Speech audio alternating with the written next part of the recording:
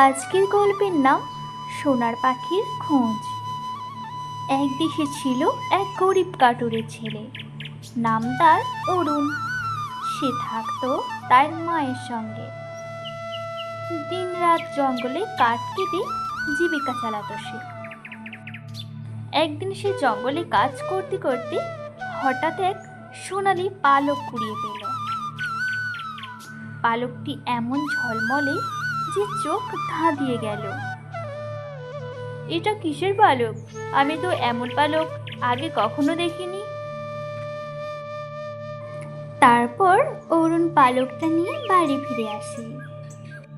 সে পালকটি বাড়িতে এনে রাখলো।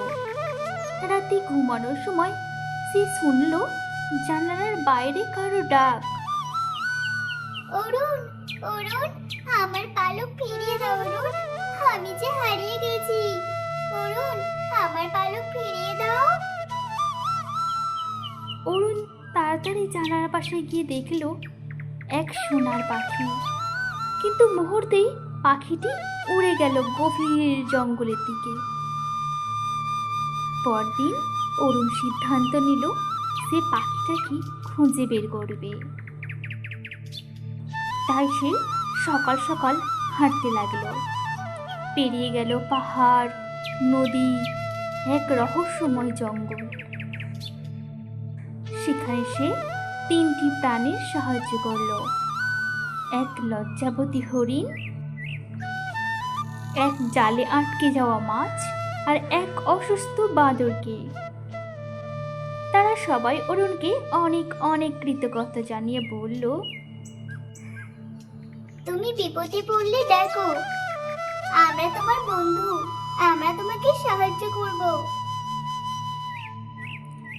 অবশেষে অরুণ পৌঁছালো এক গাছের নিচে, যেখানে পাথরের খাঁচায় বন্দি ছিল সেই সোনার পাখি।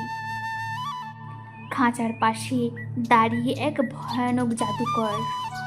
সে বলল, এই পাখি আমার, কেউ চাইলে তাকে তিনটি ধাঁধার উত্তর দিতে হবে। জাদুকর তখন তিনটি ধাঁধা দিল। প্রথম ধাঁধা, ধাঁধা, যেটা ভাগলে তার শব্দ কেউ শুনতে পায় না, সেটা কি? অরুণ বলল, নীরবতা। 2 নম্বর ধাঁধা, যতই কাটো আরো বড় হয়, সেটা কি? গর্ত। 3 নম্বর ধাঁধা, বন্ধ চোখে যা দেখা যায়, সেটা কি? স্বপ্ন। জাদুকর তখন তো রেগে লাল। তখন সেই তিনটি প্রাণী এসে জাদুকরের উপর ঝাঁপিয়ে পড়ল। জাদুকর পালিয়ে গেল।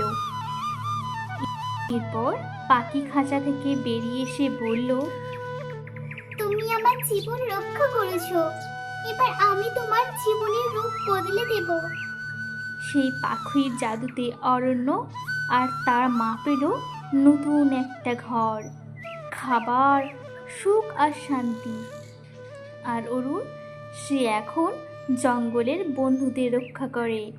সত্যিকারের নায়ক সে এখন।